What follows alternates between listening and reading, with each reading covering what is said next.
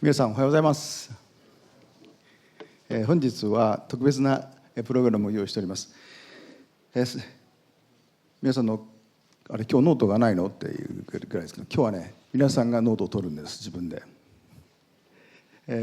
本日は苦難、特にこの地上で経験する苦難の理由について聖書全体、特に呼ぶ記からオム先生がお話をしてくださいます。皆さんにオム先生のご紹介をする必要もないと思うんですけれども、80年代90年代そして2000年の初めですね、この教会に多大な貢献をされた先生です。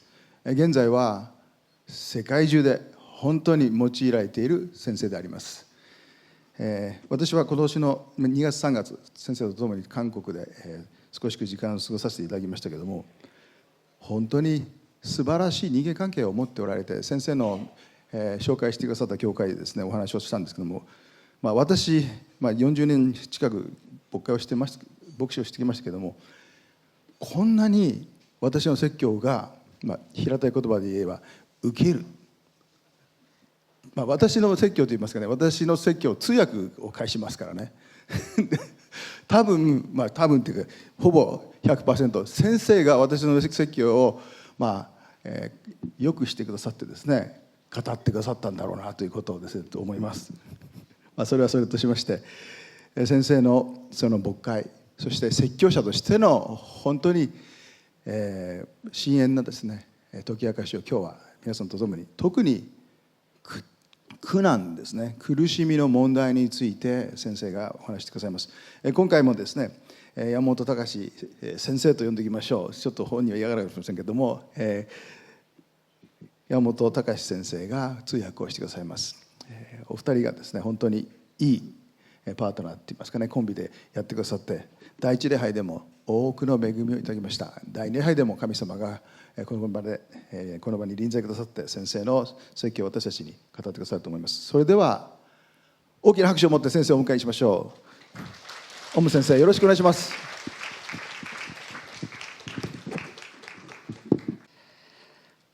안녕하세요. 안녕하세요. おはようございます。 하나님의 은혜와 하나님의 사랑이 여러분의 삶 가운데 가득하시기를 주님의 이름으로 축복합니다. 神様の恵みが皆さんの歩みの中に、人生の中に満ち溢れますように、主の皆によってお祈りいたします。 오늘 하나님께서 우리에게 주시는 말씀은 욥기서 42장 1절서부터 6절에 있는 말씀입니다. 今日私たちに神様が与えてくださった御言葉はヨブ記の42章1節から6節になります。私がお読みさせていただきます。ヨブは主に答えた。あなたにはすべてのことができること、どのような計画も不可能ではないことを私は知りました。知識もなしに摂理を覆い隠す者は誰か。確かに私は自分の理解できないことを告げてしまいました。自分では知り得ないあまりにも不思議なことを。さあ聞け。私が語る。私があなた方に尋ねる。私に示せ。私はあなたのことを耳で聞いていました。しかし今、私の目があなたを見ました。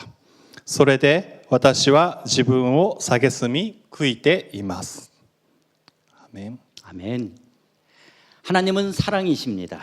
神様は愛であられます。 하나님이 우리를 사랑한다라고 말씀함에도 불구하고 神様が私たちのことを愛してくださるとおっしゃってくださるにもかかわらず、 왜 크리스찬의 삶에는 고난이 있을까요? なぜ私たちのクリスチャンの歩みの中に苦難があるでしょうか。 현재적 하나님 나라와 미래적 하나님 나라 사이에서 現在の神の国と未来の神の国の間で、 이미와 아직을 살아가는 그리스도인들의 삶에도 すでにとまだの間を生きているクリスチャンの人生の中にも 이해할 수 없는 크고 작은 문제들, 리카이. 아픔과 고통과 고난이 있습니다.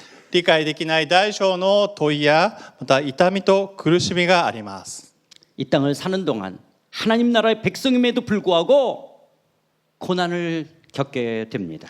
この地上を歩むときに神の御国の民であるにもかかわらず苦難が与えられるわけであります。 아무런 아픔도 아무런 고통도 아무런 고난도 없이 만사 형통의 길을 걸어가는 사람은 없습니다. 何の痛みも何の苦しみも何の苦難もない、万事太平の道だけを歩むわけではありません。 넘어가야 될 산과 같은 문제가 있고요. 越えなければならない山のようなものがあり、 건너가야 될 강과 같은 문제를 겪기도 하고요. また渡らなければならない川のような問題があり、 코앞에 닥친 경제적인 어려움도 있기도 하고 目の前に迫った経済的な困窮や 무거운 짐을 어깨에 지고 살아가는 사람도 있고요. 重い荷を肩に背負って生きる人、 깊은 슬픔을 끌어안고 살아가는 사람도 있습니다. 深い悲しみを抱えて生きる人もいらっ 아니 しゃいま 어떤 す。 그리스도인들은요 벼랑 앞에 쓴 사람도 있습니다. またあるクリスチャンの人は崖っぷちに立たされている人もいます。 바닥까지 내려간 사람도 있습니다. どん底まで突き落とされる人もい 모든 ます。 것이 다 무너져 버리는 사람도 있습니다. すべてが崩れ去ってしまった人々もいます。 제가 91년도에 일본에 왔는데요. 私が91年に日本に来ましたが、 그래서 우리 동경교회에서 한국어 예배를 섬겼습니다. 東京教会の韓国語礼拝に使いました。 그때 이제 유학생으로 온 한국 학생들이 있습니다. その時には留学生として来てくださる韓国人の方々がたくさんいました。 그런데 지금 원치 아니하는 질병 가운데 있는 분이 지금 오늘 두 분이나 오셨어요. 今望まない、病気に病にかかっている方がお二方来てくださっています。 왜 아직도 젊은데 왜 우리 인생에 크리스찬임에도 불구하고 하나님이 사랑하신다고 말씀하심에도 불구하고 왜 이런 고난 가운데 살아가야 할까요? なぜまだ若いのに、なぜ私たちはクリスチャンであるにもかかわらず、このような苦難の中にあって、苦難の中で歩まなければならないのか。 그런데 고난의 경중은 다 다르지만 苦難の重さは人それぞれ大小異なりますが、 갈등과 아픔이 없는 사람은 없습니다. 葛藤や痛みのない人はおりません。 운명처럼 주어진 고난을 끌어안고 살아가는 그리스도인들이 많이 있습니다. 運命のように与えられた苦難を抱えて生きる人々がいます。 물론 어떤 사람은 태어나면서부터 금수저를 갖고 태어난 사람도 있습니다. もちろんある人は生まれてからすでにもう家庭が裕福で既得権益を持って生まれてくる人もいます。 그러나 어떤 크리스찬은 돈도 능력도 없이 가난이 되물림된 삶을 살아가는 그리스도인들도 있습니다. でもあるクリスチャンの方は何もない、頼るものすらもない、そのような貧しさが染みついたような中に生きている人もいらっしゃいま 우리 す。 한국에서는 흙수저를 갖고 태어난 사람들은 은수저, 금수저를 갖고 태어난 사람을 부러워한다라고 말합니다. 韓国ではそのようなことをスプーンの例えをするんですが、金のスプーン、銀のスプーンを持っている人を、土のスプーン、何もないような家庭に生まれた人ですね、その人たちが銀のスプーン、金のスプーンを持っている人たちを羨む、そのように裕福な家庭を羨むことがあります。 근데 제가 한국에서 고아원에서 자라다가 18살, 18세가 되면 이제 자립 청소년이라고 그 시설에서 나와서 독립을 해야 됩니다. 日本にも同じような制度があると思うんですが、韓国でも、両親がいない家庭のお子さんたちは、福祉施設に行って18歳になったら、その施設から出て独立をするんですが、その時に、国から、援助金が与えられる、そのような制度がある、そのような、援助を受けている青年と話したことがあります。 되게 흙수저인 사람들은 그래서 은수저, 금수저를 가진 사람을 부러워하는데요. さっきも言いましたけども、土のスプーンを持っている人たちは銀のスプーン、金のスプーンを持って生まれたようなそういう家庭を羨むんですけども、 이 학생이 18살 된 학생이 저한테 그러는 거예요. 자기는 흙수저가 부럽대요. 자기는 수저가 없대요.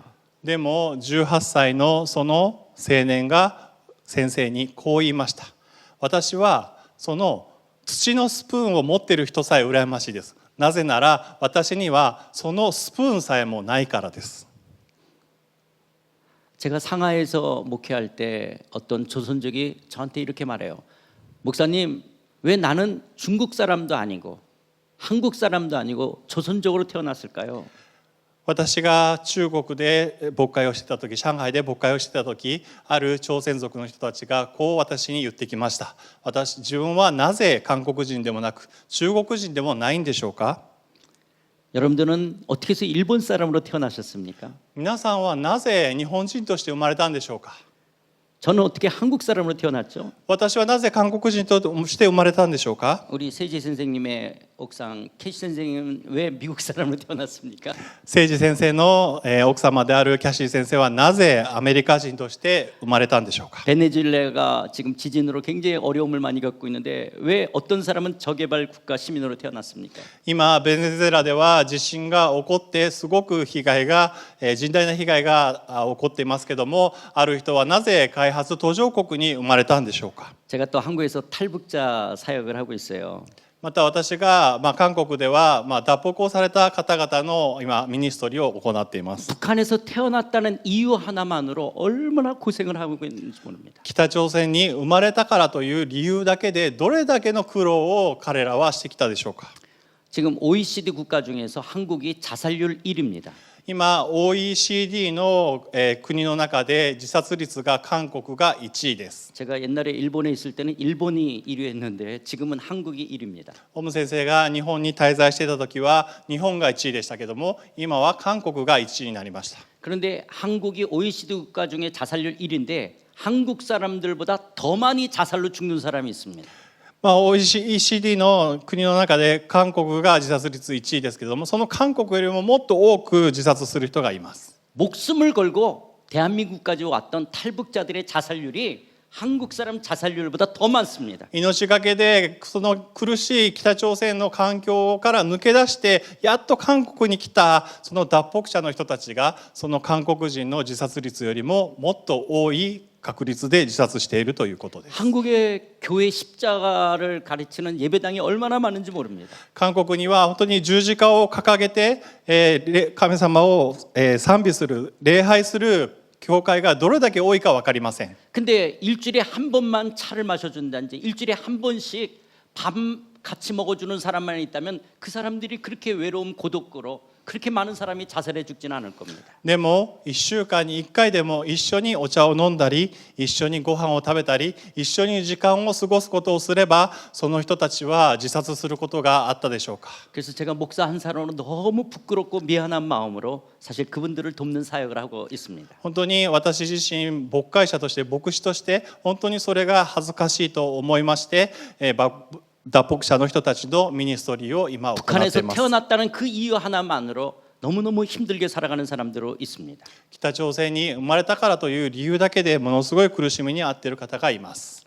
때는 우리 부모를 우리가 선택하지는 않았을 겁니다. また私たちは両親を選ぶことはできません。 외모도 우리가 선택하지 않았습니다. また容姿外見も選ぶことはできません。 왜 야마모토 성은 이렇게 키가 크고 이런데 나는 왜 키가 이렇게 작을까요? なぜ通訳者はこんなに背が大きいのに私はこんなに背が小さいのか。 여러분 제가 왜 이 팔을 걷어붙였는지 아십니까? 이렇게 私が今このスーツの袖を上着の袖をなぜまくっているか分かりますか。 더 1번 더워서 1番暑いから 2번 긴 옷을 줄이지 못해서 2番長い袖を縮めることができないから 2번입니다. 2番が正解です。 기성복을 사면 제가 팔이 이게 길기 때문에 이거 수리하지 않으면 안 됩니다. 既存のスーツを着ると袖が長すぎて着れません。 왜 저는 이렇게 아담하게 작게 하나님이 저를 만드셨을까요? なぜ私をこんな小柄に神様は創造されたんでしょうか。 어떤 사람은 태어나면서부터 선천적 장애를 갖고 살아가는 사람이 있습니다. またある人は先天的に生まれながらの障害を持っている方もいらっしゃいます。 저에게 이 욥기 말씀은 그냥 단순한 성경적 지식이 아니라 우리 가정에 있어서 저희 인생에 있어서 너무너무 중요한 말씀이었습니다.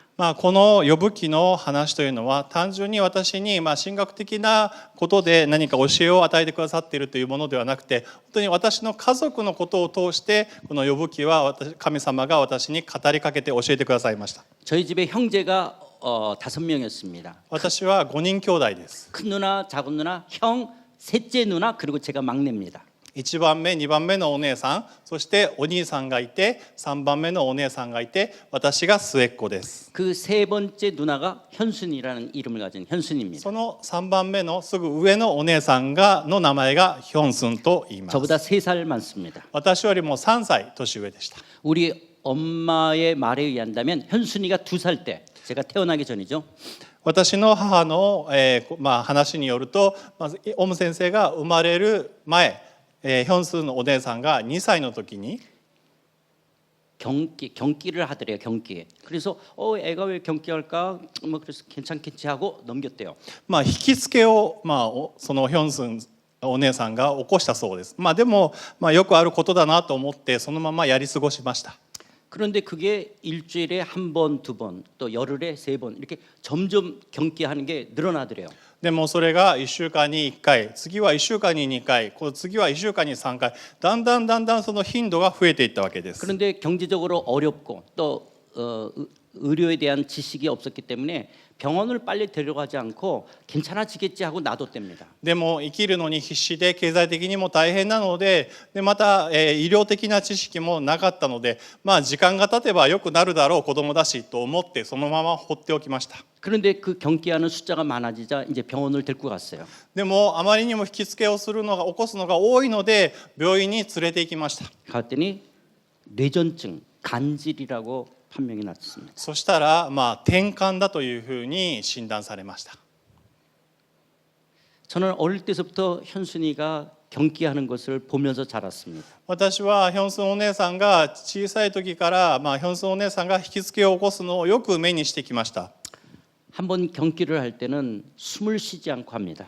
一度引き付けを起こしたら本当に息ができなくなるような息もせずに引き付けを起こします。 그 숨을 쉬지 않고 1분 30초, 어느 때는 2분을 넘겨서 막 경기를 합니다. 息もせずに引き付けを起こし1分、長い時には1分半、もっと長い時には2分ずっと引き付けを起こしています。 그러면 입술이 막 보라색이 되고 막 죽을 것 같아요. 息もしないで引き付けを起こすのでだんだん唇が紫になってもう死にそうになってしまいます。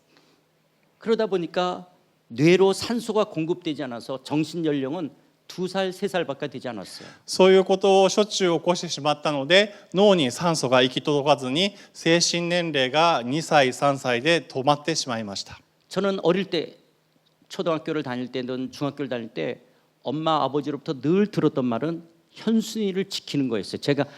내가 제일 막내니까 집에 제일 오래 있으니까 늘 현순이를 지키라는 말을 엄마로부터 아버지로부터 들었댔습니다. オム先生はご両親にずっと末っ子なのですぐ上のヒョンスンお姉さんをよく見ておきなさいっていうふうに言われました。一番末っ子なので家にずっといるのでヒョンスンお姉さんのことをあなたが面倒見るんだよっていうふうにずっと両親から言って聞かされました。 그 격렬하고 쓰러질 때 혹시 잘못해서 이런 모퉁이 같은데 머리를 다칠까 봐 그런데 사실 어린 제가 현순이가 언제 할지 모르니까 그걸 보기가 어렵지만 우리 어머님은 늘 현순이를 잘 보라고 引 이야기했습니다. き付けを起こして、どっかにぶつかってしまったりとかするんじゃないかと思って、お母さんは先生によく見ておくんだよって言うんですけど小さい自分にはいつお姉さんが引き付けを起こすかもわからないですし本当にそれは大変なことでした。 그리고 2살, 3살밖에 안 되니까 제가 돌봐주지 않으면 안 되는 부분도 있었습니다. また先ほども言ったように精神年齢が2歳3歳なので、先生がお姉さんにであるにもかかわらずそのヒョンスンお姉さんをずっと面倒見なければなりませんでした。 우리 어머님이 가정 예배를 드리면서 기도할 때 울면서 기도하십니다. 私の母は本当に家庭礼拝をしながら家庭礼拝をするときに泣きながらお祈りをしました。 하나님 현순이를 치료해 달라는 거예요. 神様ヒョンスンを癒してください。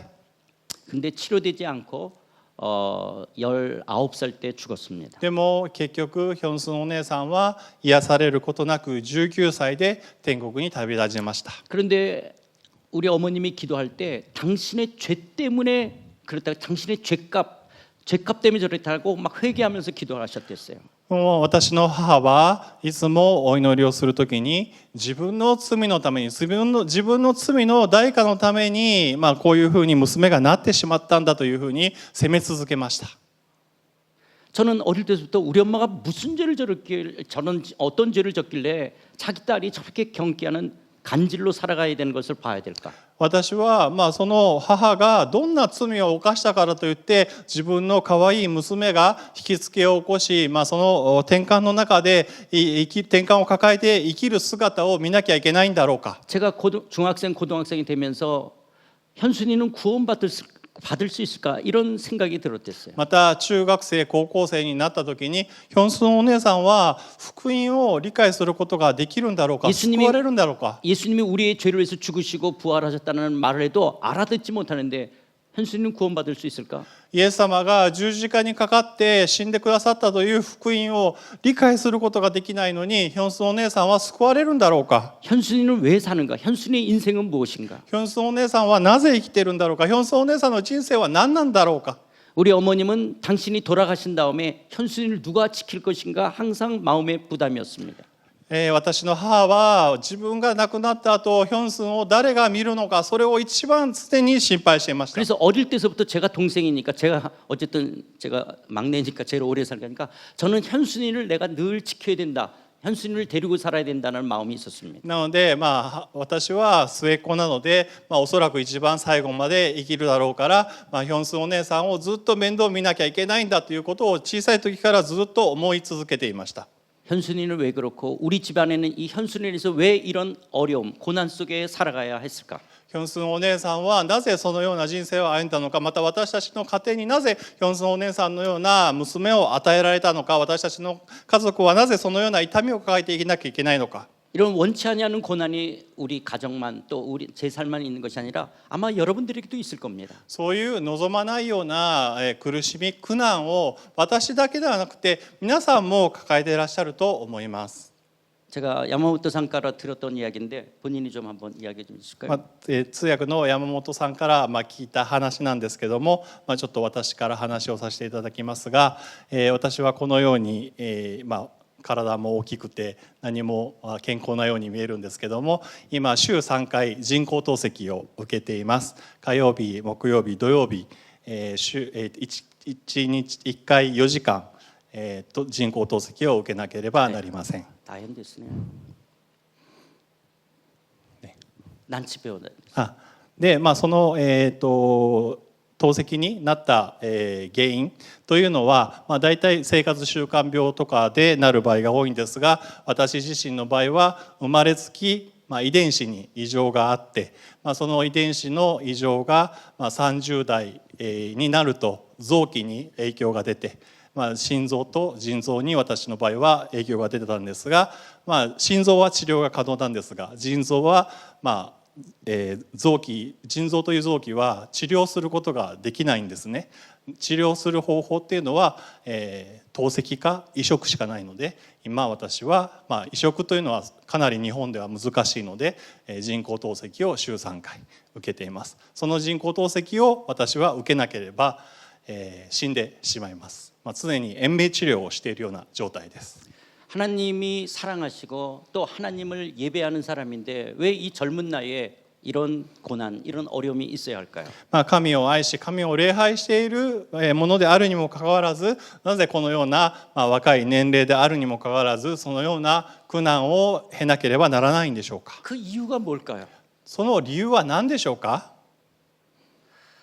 파도가 있어도 파도 밑에 바다에 묵묵히 흘러가는 물이 있는 것처럼 내 인생에 아픔이 있어도 이유를 안다면 이 아픔을 이겨갈 수 있을 거 아니겠어요? 波があったとしてもその下に海の水があったらそれが理解できるように、私たちも病がある時にその病の原因が分かれば、もしかしたら少しはちょっと理解できるかもしれません。 성경은 우리의 고난에 대해서 4가지로 이야기를 하고 있습니다. 聖書は私たちの苦難について4つ話してくださっています。 크리스찬, 예수님을 믿는 그리스도인들에게 당하는 고난이 이유가 4가지가 있습니다.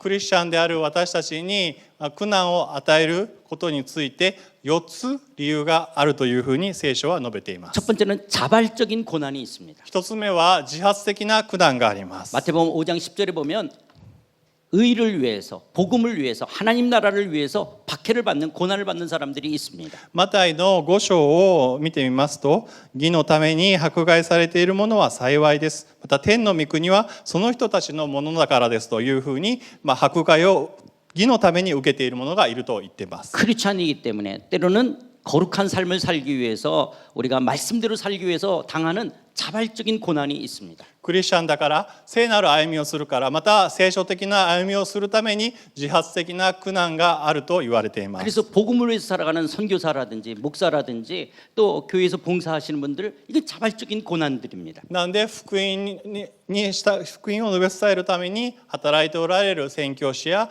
牧師先生、また教会において奉仕をしてくださっている方々に訪れる苦難というのは自発的な苦難です。 그래서 베드로전서 4장 13절에 보면 이런 고난에 참여하는 자는 즐거워하고 기뻐하라고 말씀하고 있습니다. なので、第一ペテロの4章13節にはむしろ苦難の苦しみに預かれば預かるほど喜びなさいというふうに言っています。 혹시 여러분들 가운데 아마 자발적인 고난의 길을 걸어가고 계시는 분도 있을 겁니다. 皆さんの中にもこのような自発的な苦難の道を歩んでいらっしゃる方々がいらっしゃることでしょう。 예수를 믿는다는 이유 때문에 イエス様を信じているという理由だけで、 신앙을 갖고 있기 때문에 信仰を持っているから、 거룩한 삶을 살기 때문에 また聖なる道を歩んでいるから、 하나님을 사랑하기 때문에 神様を愛しているから、 때로는 원치 않는 아픔, 고통을 당할 수 있습니다. 時には望まない痛みや苦しみに遭う場合があります。 이것은 우리가 겪는 자발적인 고난입니다. これは私たちに与えられる自発的な苦難です。 두 번째는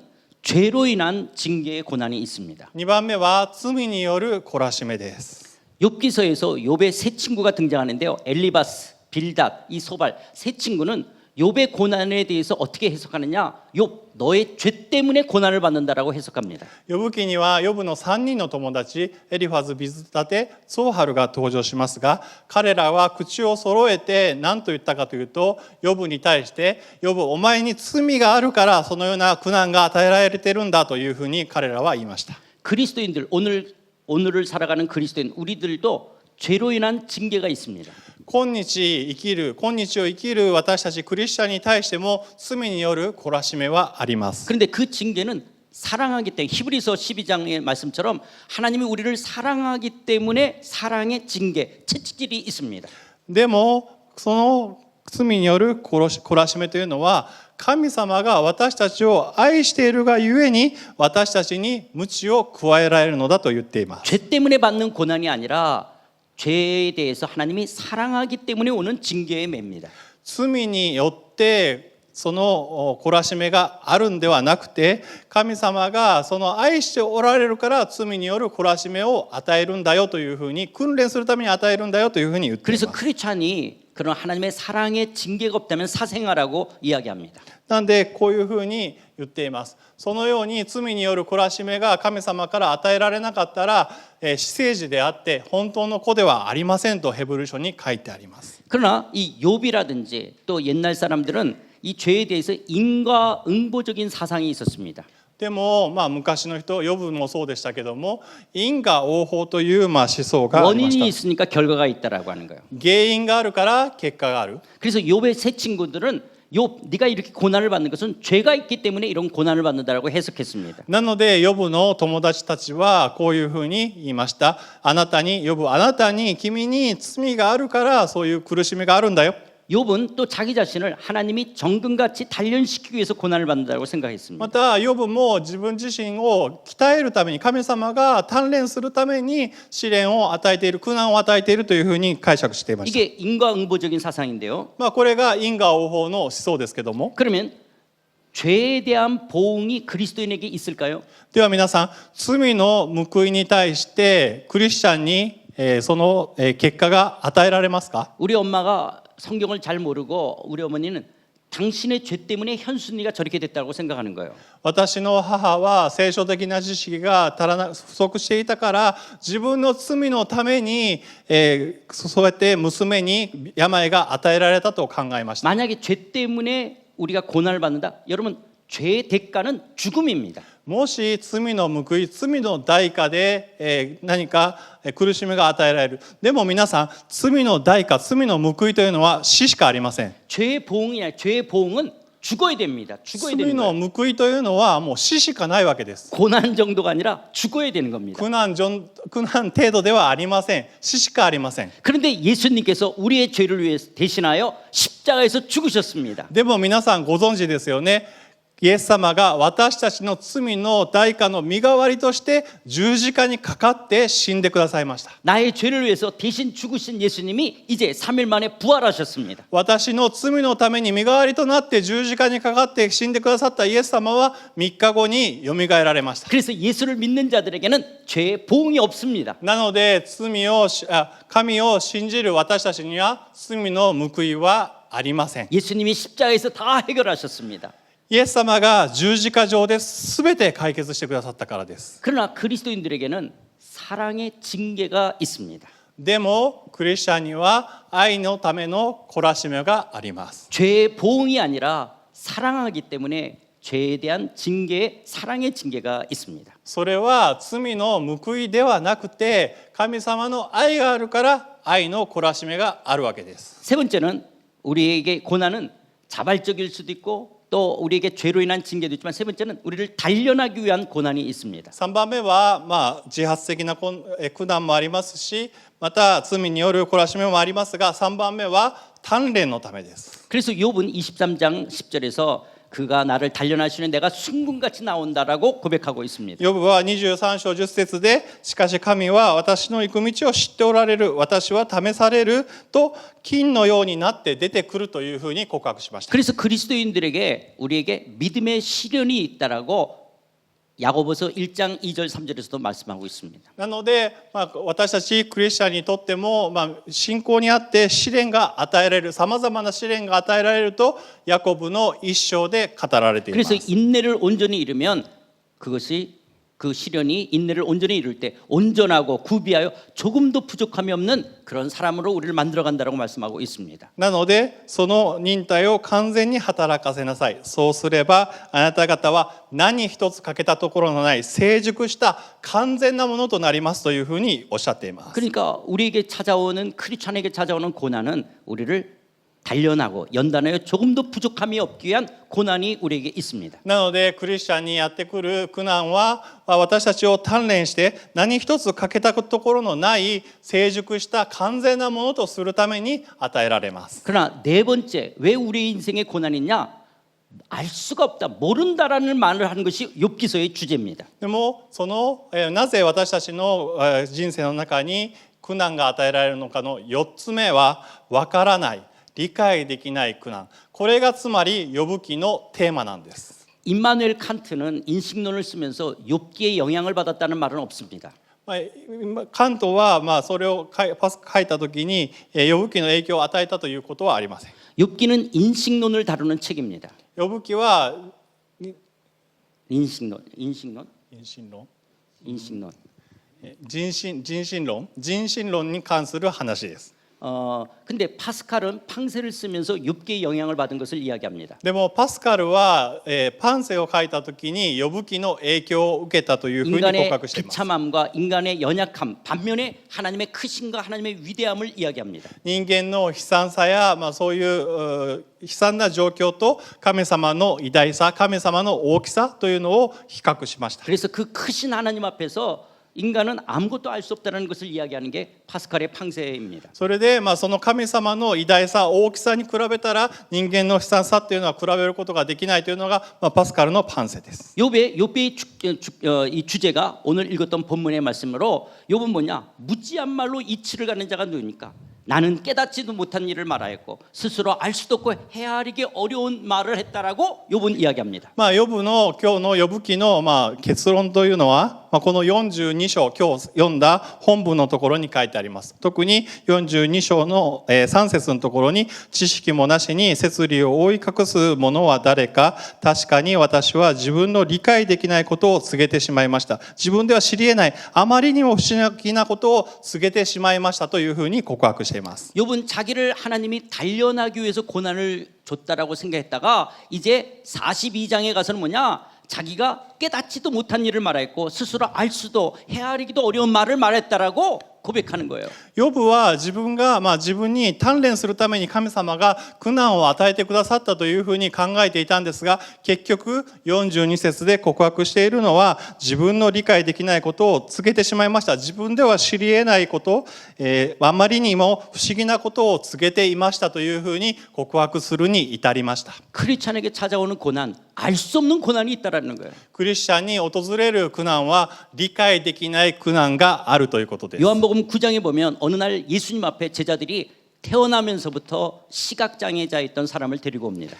ヨハネの9章を見ると、イエス様の弟子たちは生まれつき目の見えない人をイエス様の前に連れてきました。 그래서 제자들이 예수님에게 말합니다. 예수님, 이 사람이 태어나면서부터 시각장애자 된 것은 부모의 죄 때문입니까? 본인의 죄 때문입니까를 묻습니다. そして弟子たちはイエス様に聞きました。この生まれつきの目の見えない人は両親に罪があるからですか？それともこの人自身に罪があるからこのように生まれつき目が見えないんですか？ 근데 예수님께서는 부모의 죄도 아니고 본인의 죄도 아니고 그에게서 하나님이 하시고자 하시는 일을 나타내고자 함이라고 말씀합니다. でもイエス様ははっきりと答えられました。イエスは答えられた。この人が罪を犯したのではなく、両親でもありません。この人に神の技が現れるためですというふうに言われました。 그러니까 우리 인생에 찾아오는 고난, 다시 이야기하면 결론적으로 4가지 종류가 있습니다. 4가지.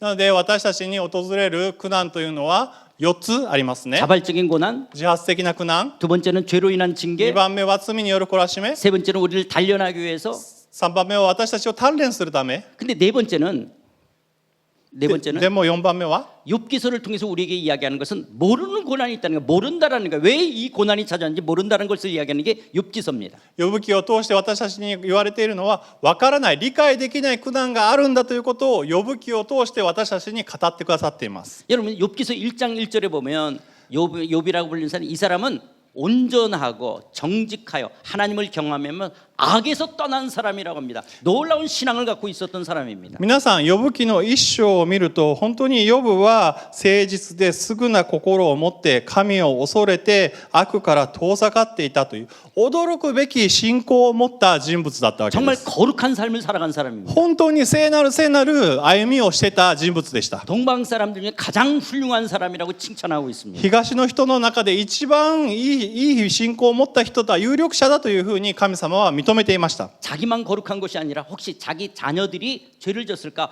자녀들을 위해서 번제, 제사를 드렸던 사람입니다. 自分だけが罪を犯すだけじゃなくて、もしかしたら子供も罪を犯すかもしれないと言って、その子供の罪のためにも神に捧げ物をしたぐらい信仰の熱い人でした。 그래서 욥기서 1장 8절에 하나님께서 뭐라고 말씀하시냐? 하나님을 경외하고 악에서 떠난 자가 세상에는 없다. 욥과 같은 사람은 세상에 없다라고 칭찬합니다. それで呼ぶ記の一章8節では、彼のように誠実ですぐな心を持ち神を恐れて悪から遠ざかっている者は地上に一人もいない、地上に一人もいないというふうに神様は呼ぶのことを褒めたたえました。 그런데 욥이 얼마나 끔찍한 고난을 받겠습니까? でも皆さんご存知のようにヨブはどれだけ悲惨なひどい苦難を受けたでしょうか。 욥은 가난한 사람들에게 양식을 나눠줬던 사람입니다. ヨブは貧しい人たちに食べ物を分け与えました。 고아와 과부를 섬겼던 사람입니다. また孤児や寡婦やもめに仕えました。 불의한 자들을 제거했던 사람입니다. また不義なものを制しました。 공의와 정의로 행했던 사람이 욥입니다. また公義と正義を行った人が、そういう人がヨブでした。 그런데 왜 욥의 인생에 이런 엄청난 고난이 찾아왔냐라는 거예요. なぜそのようなヨブに対してものすごい苦難が与えられたんでしょうか。 욥은 이해할 수 없는 사건이 있었습니다. ヨブ 욥에게 に対して理解できないような出来事が起こりました。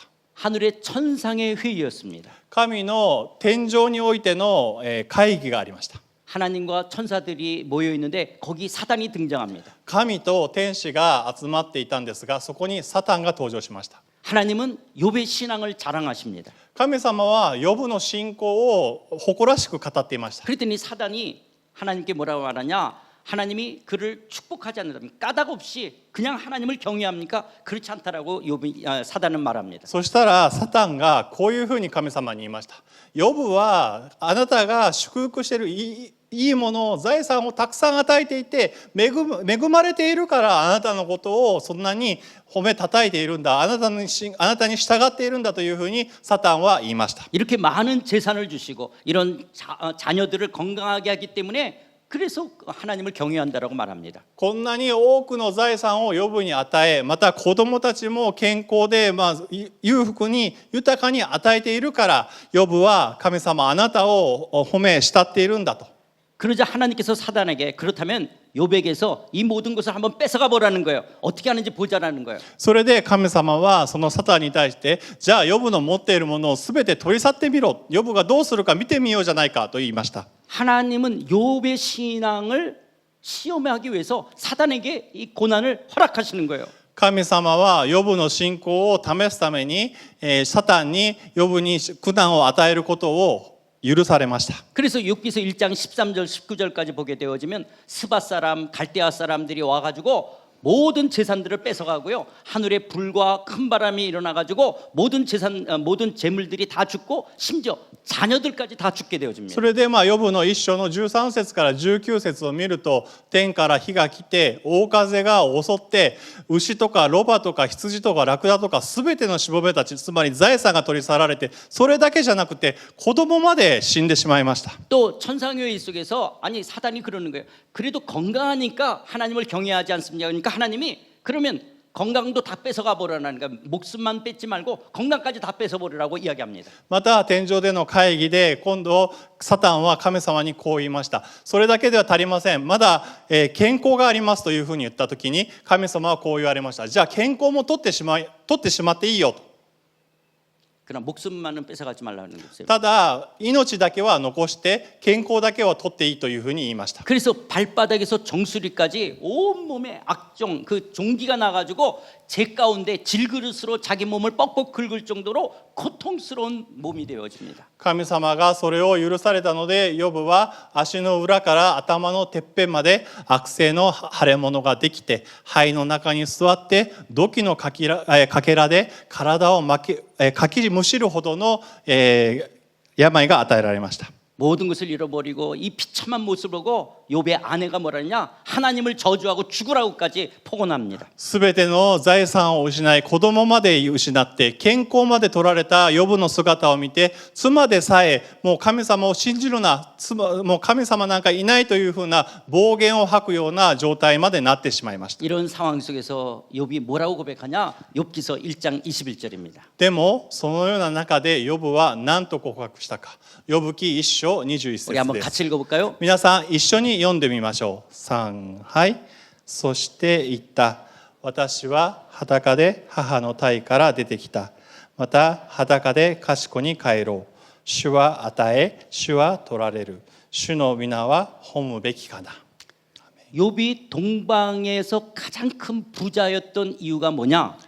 ヨブは東の国で一番裕福だった理由は何だったか。 내가 능력이 있어서 부자가 된 것이 아니라 주신 이가 하나님이 그냥 은혜로 주셨다라고 하는 거예요. 自分が能力があったからではなくて、ただ主が与えてくださったというふうにヨブは告白しています。 내가 열심히 살았기 때문에 내가 힘써서 살았기 때문에 내가 동방의 가장 큰 부자가 된 것이 아니라 하나님이 부를 주셨다라고 하는 거예요. 私が一生懸命生きたから、私に能力があったから私にその財産が与えられたんじゃなくて、ただただ神様が私にそれを与えてくださった。 또 반면에 내가 능력이 없어서 내가 부족해서 내가 뭔가 어떻게 해서 내가 이 모든 재산을 잃어버린 것도 아니라 걷어가시니까 하나님이시라는 거예요. 反面全てを取り去られたのも自分が能力がないから、自分が怠惰だったから、自分が失敗したからではなくて、主がただそれを取り去られたというふうに告白しました。 이 세상은 능력주의로 말을 합니다.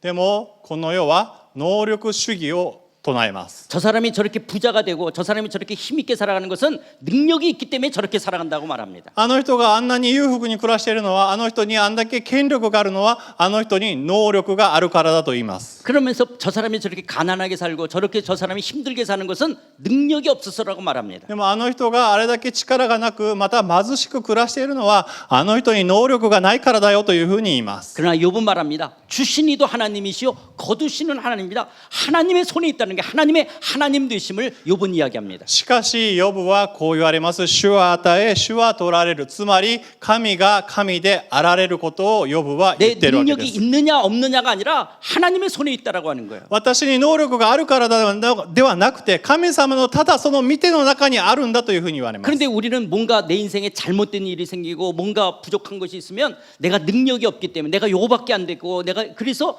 이런 것이 없어졌다라고 우리가 오해하는 거예요. 그건 이 세상이 말하는 말들입니다. でも私たちは私たちに何か良くないことまた何かを失った時に私たちに能力がないから私たちが何かをしなかったからというふうに思ってしまいますよね。それはこの世の能力主義なわけです。 이 땅에서 있든 없든 그리스도인들은 주신이시도 하나님이요 거두신이도 하나님, 하나님의 하나님 되심을 고백하는 것이 크리스찬의 삶입니다. この地においてクリスチャンとして私たちに何かが与えられたとしても何かがなかったとしても神が神であられる、神が与え神が取られるというふうに告白するのが私たちの歩みなわけです。 그런데 욥은 자기가 이렇게 고난을 받는 것은 하나님이 나를 단련해서 정금같이 나오게 하려고 했다라고 이 고난의 문제를 해석했습니다. でもヨブは、この苦難が与えられたのは神様が私を鍛錬して金のようにしてくださるためだというふうに告白しました。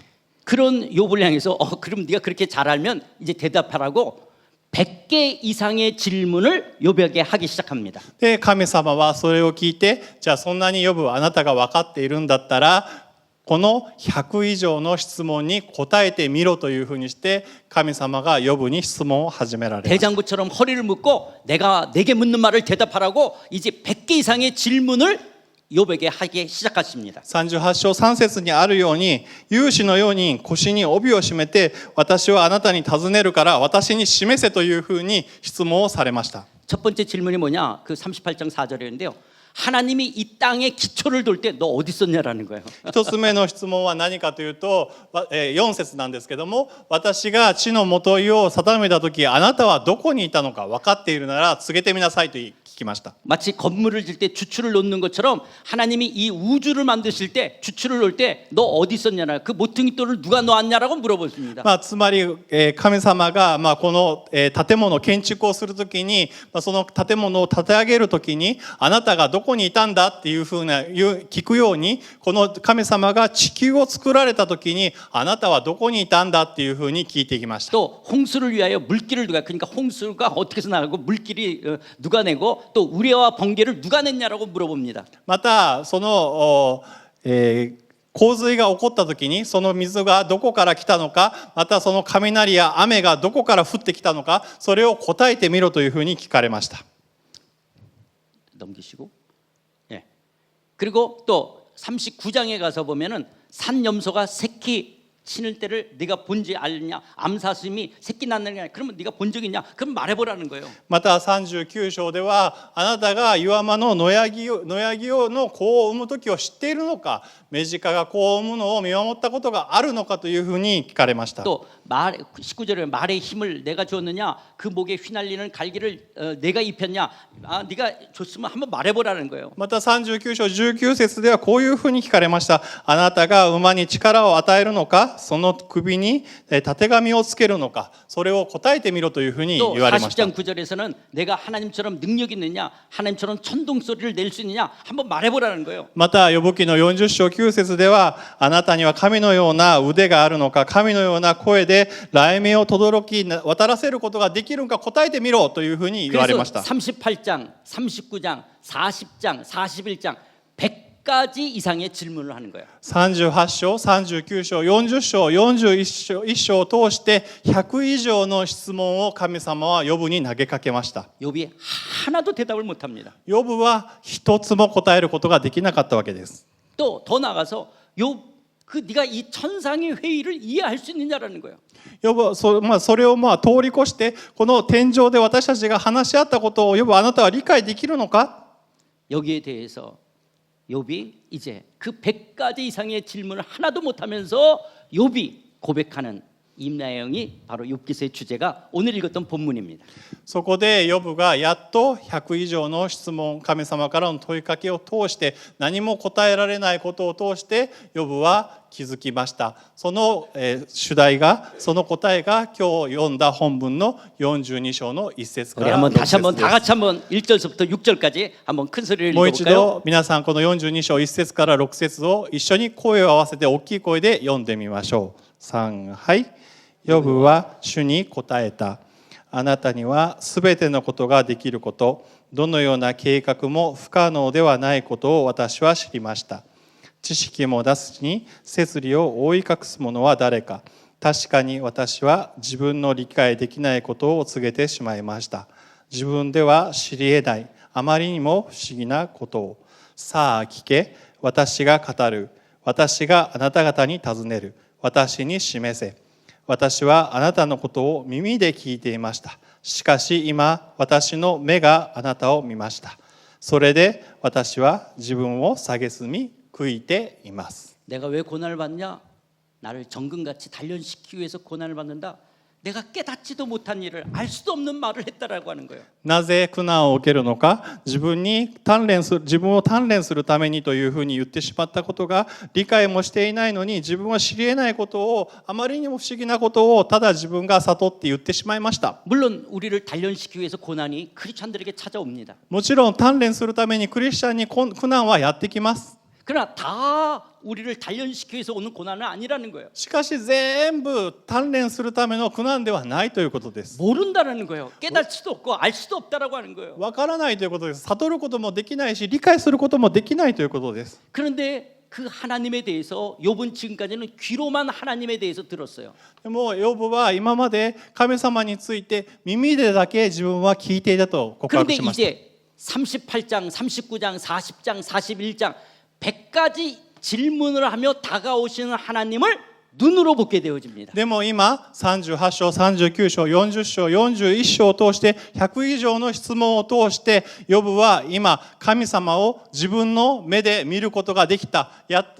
私に歩み寄ってくださった神様を自分の目で見ることができたと告白し 그 ました。 100가지 질문 속에 하나님의 크심을, 하나님의 광대하심을, 하나님의 높으심을 발견하며 반면에 나는 아무것도 알 수 없다라는 것을 눈으로 그 하나님을 보면서 깨닫는 거예요. その100以上の質問を通して神様の偉大さ、神様を崇めること、神様の素晴らしさを自分は知ることができて、私は何も知らなかったということを、そしてその神様を自分の目で見ることができたというふうに告白しまし 내가 た。 모든 것을 해석할 수 없는 자기 자신을 발견하는 거예요. 自分自身が何一つ解釈することが自分の力ではできないということを発見しました。 그래서 자신이 했던 말을 이제 거둬들이고 제 티끌과 제 가운데 회개한다. 이게 욥기서의 주제인 거예요. それで自分が言ったことを全部戻してもうなしにして、もう神様あなたのことを私が知らずに語っていましたというふうに告白すること、悔い改めることがこの呼ぶ記のテーマ、主題なわけです。 이 아침에 여러분들의 삶에 원치 아니하는 고난들이 있습니까? 아픔이 있으십니까? この朝皆さんの中に望まない苦難があるでしょうか、痛みがあるでしょうか。 그것이 우연히 어쩌다가 찾아온 고난이 아니라는 거예요. それはたまたま偶然与えられたものではありません。 재수가 없어서 찾아온 고난이 아니라는 거예요. 運が悪くて与えられたわけではありません。 내 팔자가 사나워서 自分の運命が何か良くないからでもありません。 내 인생이 되는 것이 없기 때문에 찾아오는 고난이 아니라는 自 거예요. 分の人生が何もかもうまくいかないからでもありません。 능력이 없기 때문에 能力がないから、 최선을 다하지 않았기 때문에 最善を尽くさなかったから、 열심히 기도하지 않았기 때문에 熱心に祈らなかったから、 하나님이 날 사랑하지 않기 때문에 神様が私を愛さなかったから、 그래서 내 인생에 이런 고난이냐? 아니라는 거예요. だから私にこんな私の人生に苦難が与えられたからという与えられたのだ。でもそれは違うのです。 알 수가 없어요. 알 수가 없는 고난이 우리에게 찾아올 수 있다라고 하는 거예요. 理解することができない、知ることができない苦難が私たちにやってきます。 그러나 하나님께서 나를 찾아와 만나 주신다면 でももし神様が私を訪ねてきて私に出会ってくださるなら、 당신의 임재와 영광을 드러내신다면 神様の臨在と栄光が表されるなら、 나를 다스려 주시며 나를 주관하신다면 私をすべを収め私を導いてくださるなら、 우리가 이해할 수 없는 고난 앞에서도 私たちは理解できない苦難の前でも 여전히 하나님을 찬양할 수 있습니다. 神様を相変わらず賛美することがで 여전히 きます。 하나님을 감사하며 기뻐할 수 있습니다. 神様を相変わらず感謝し喜ぶことができます。 이것을 고백하는 것이 오늘 욥기서의 이야기들입니다. これを告白することが今日の呼ぶ記の話です。 우리 인생에 원치 아니하는 아픔, 고통, 고난들이 있습니다. 私たちの人生の中に望まない苦難があるでしょ 사고, 사건, 가난, 질병들이 있습니다. う。事故、事件、貧しさ、または病気があるでしょう。 젊은 나이에 질병으로 고통받는 사람들, 여러분 이걸 어떻게 다 우리가 이해할 수 있어요? 若い年齢であるにもかかわらず病気で苦しんでいる、それを本当に私たちがどういうふうに自分の人間の頭で理解することができるでしょう 어떤 か。 관계 속에서 정말 아주 못된 잘못된 관계 속에 억울함을 겪고 억압과 착취를 당하는 거 우리가 어떻게 다 이해할 수가 있어요? また辛い人間関係の中で、ありえない扱いをされたり、その悔しさ、また抑圧、また搾取だったり、 내가 왜 북한에서 태어났는가? 왜 우리는 이런 부모 밑에서 태어났는가? 또 때로는 왜 이혼한 가정에 태어났냐? 이거 우리가 어떻게 다 알 수가 있어요? また私がなぜ北朝鮮に生まれたのか、そのような民族に生まれたのか、私がこのような両親のもとに生まれたのか、また機能不全な家庭に生まれたのか、それを理解することは私たちできません。 내 외모에 대해서 내가 장애 태어나면서 겪은 장애 어떤 재난 전쟁 우리가 이해할 수 없는 원치 않는 고난들이 있습니다. 自分の容姿やまた生まれつきの障害、また国に起こってしまう災難や戦争、本当に望まない苦難はたくさんあります。 여러분 이란에 가정교회가 있어요. 皆さん、イランにも、家庭集会があります。 이스라엘과 미국의 공격으로 가정교회 크리스천들이 죽지 않게 해서 그 사람들도 어려움을 당하는 거예요. 이란에 있는 가정교회 사람들. 今イランの中でもアメリカからまたイスラエルからあれだけ攻撃を受けているにもかかわらず、家庭集会を持っているそういうクリスチャンの集まりがあるんですね。 그다음에 또 하나 나라가 뭐죠?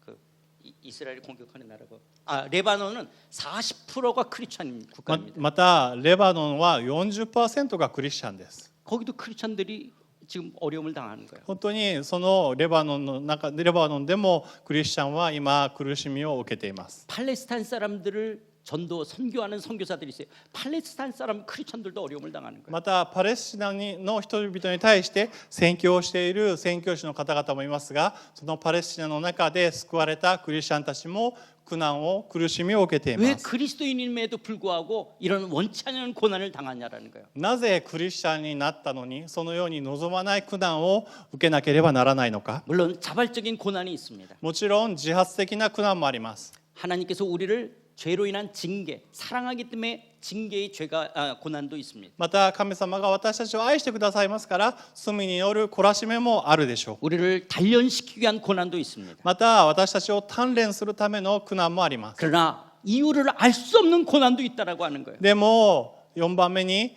理由がわからない、理解できない苦難があるということです。 그러나 하나님은 왕이십니다. でも神様は王です。 하나님은 사랑이십니다. 神様は愛です。 하나님은 전지전능하십니다. 神様は全知全能です。 하나님은 신실하십니다. 神様は真実なお方です。 하나님은 선하십니다. 神様は善なるお方です。 그 하나님이 나를 다스려 주신다면, その神様が私をすべを治めてく 그 ださるなら、 하나님이 내 삶을 이끌어가 주신다면, その神様が私の人生を導いてく 그 ださるなら、 하나님이 내 인생의 구원을 펼쳐가신다면, その神様は私の人生で救いを成し遂げてく 그리고 ださる 모든 な 것을 ら、 합력하여 선을 이루신다면, また神様がすべてを成し遂げてくださるなら、 그 하나님이 나를 찾아와 만나 주신다면, その神様が私を訪ねてくださり出会ってくださるなら、 당신의 임재와 영광을 내 삶 가운데 드러내 주신다면, また神様が私の人生の中でご臨在くださり栄光を表してくださるなら、 나를 다스리며 나를 주관해 주신다면, 私をすべを治め導いてくださるなら、 나는 여전히 이해할 수 없는 고난 앞에서도 私は理解できない苦難の前にあっても 여전히 하나님을 찬양할 수 있습니다. 神を続けて賛美し 하나님 続けるこ 앞에 とができま 감사할 す。 수 있습니다. 神様の前に感謝し 하나님을 기뻐할 수 있습니다. 神様を喜ぶことができます。 이것이 우리의 고백이 되는 줄 믿습니다. これが私たちの告白になることを信じます。 그래서 크리스천들은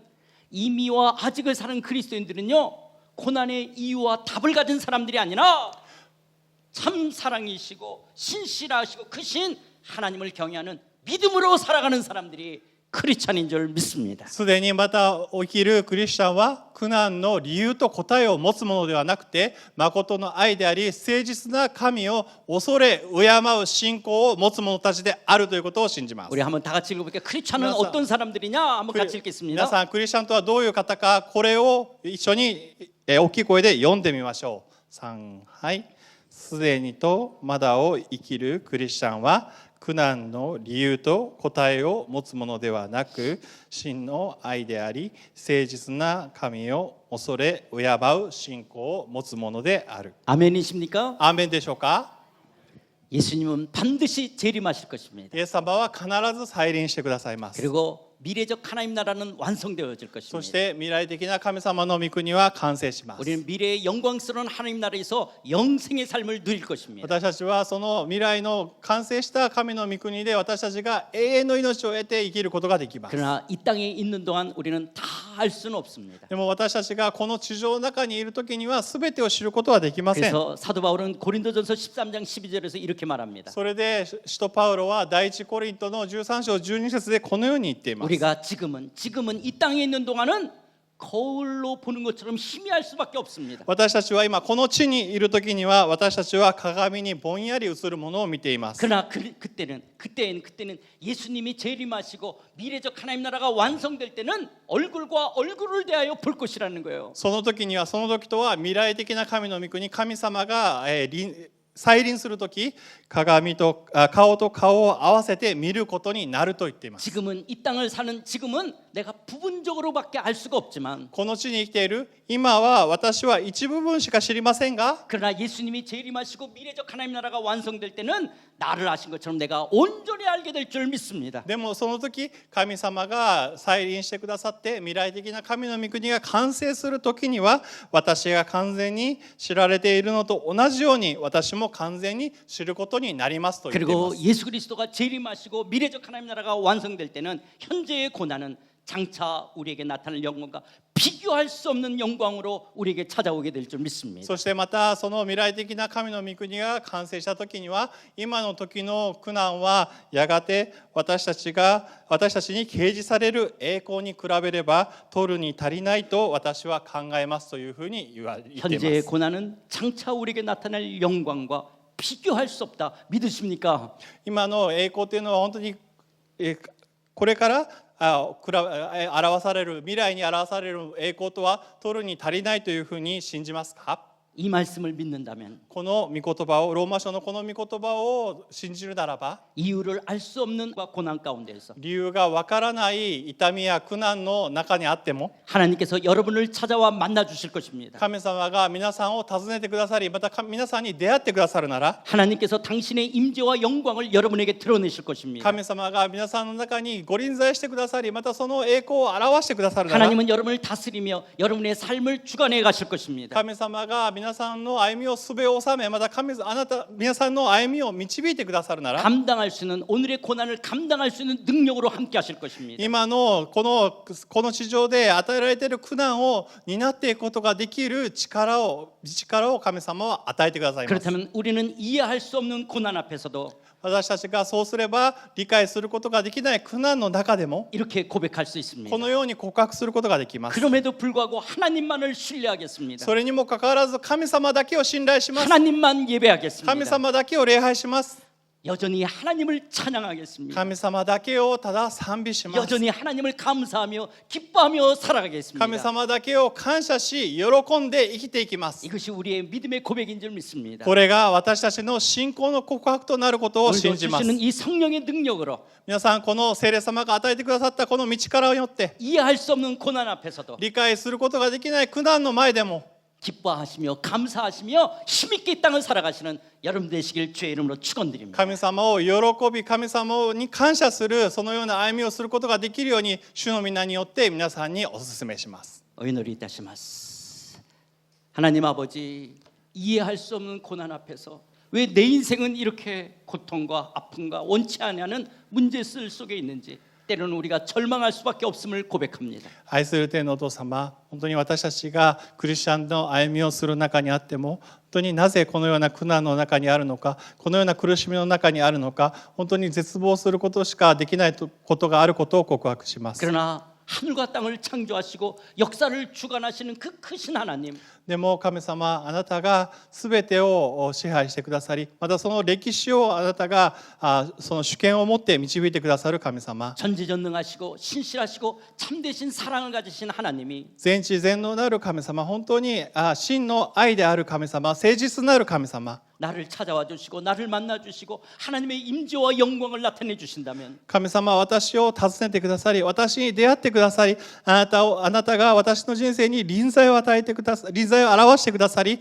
私たちを導いてくださり、 이해할 수 없는 고난 앞에서도 여전히 하나님을 신뢰하며 理解することができない苦難の中でもあなたを相変わらず信頼し続け、 하나님을 찬양하며 예배할 수 있는 줄 믿습니다. 神様を賛美し礼拝し続けることができることを信じます。 감당할 수 있는 능력을 주실 줄 믿습니다. 担うことができる力を与えてくださることを 성령으로 우리와 信じ 함께 ます。 하실 줄 믿습니다. 聖霊様が共にいてくださることを信じます。 이 믿음으로 승리하는 삶 살아갈 수 있도록 한 분 한 분 축복해 주시옵소서. この信仰を持って勝利ある人生を歩むことができるお一人お一人になることができるように祝福しお祈りいたします。 예수様の皆によってお祈りいたします。 アーメン。